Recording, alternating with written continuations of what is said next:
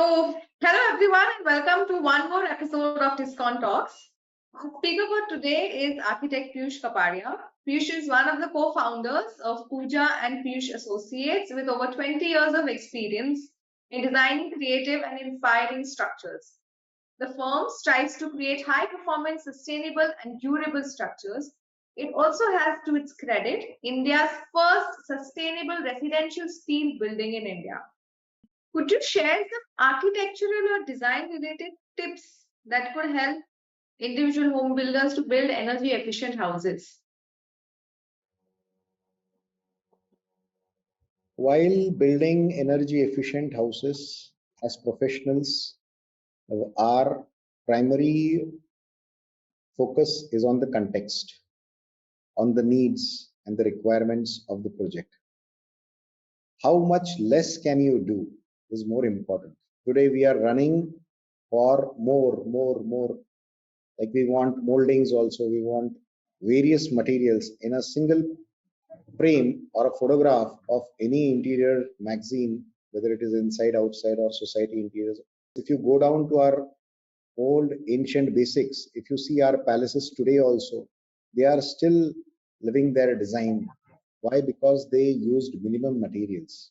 Although they had carvings, they had a lot of artwork into it, but they were pure and they were natural. Everything that was used was natural.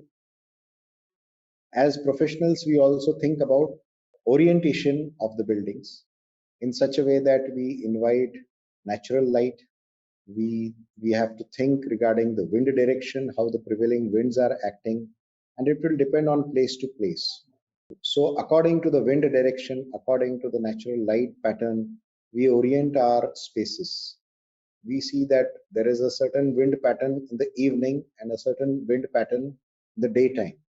So can we place the bedrooms on the western side where you can enjoy the breeze in the night and reduce our air conditioning loads is what we think. And can we have our living spaces on the eastern side so that throughout the day, whenever you are living, in the house, the east light is flooding inside and you don't have to operate your artificial light. So these are the ways in form of residences that we can incorporate sustainable measures. At the same time, using solar design or solar passive design uh, becomes a very important part to reduce the thermal heat load inside the building. Instead of air conditioning, can we use air cooling as our technique?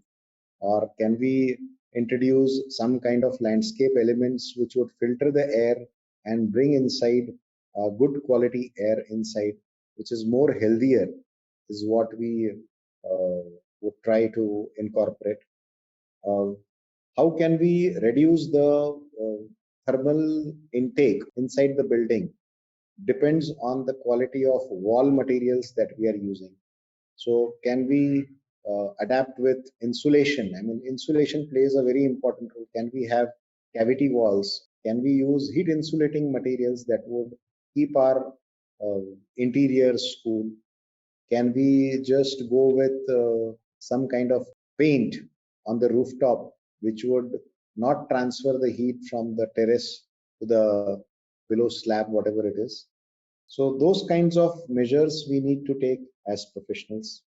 Installing good quality of windows is very important. So a proper proportion is required. A proper ratio with respect to the floor area is required to be maintained for each and every space to invite light inside the house. Also, we need to integrate renewable energies like incorporate solar panels.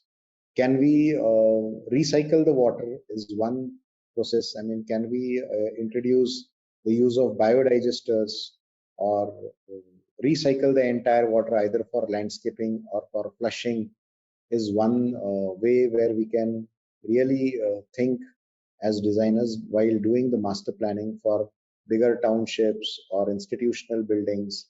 Can we collect the entire water on uh, through some gradual slope uh, at one point and recycle or reuse that water again for drinking? we see various examples of old architecture as references, which were all implemented and which were really very sustainable. But somehow I feel that we have forgotten.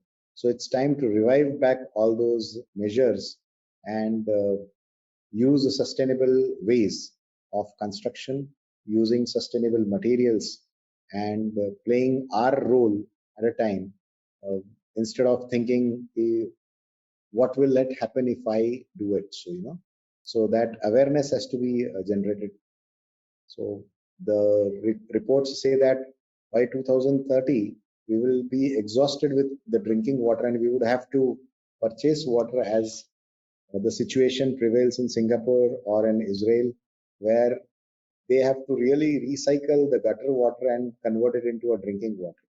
We have to adapt to minimum. Do we really need to buy so many clothes? Do we really need to build so many bedrooms? So yeah, I mean that's the thing, and less is more is the final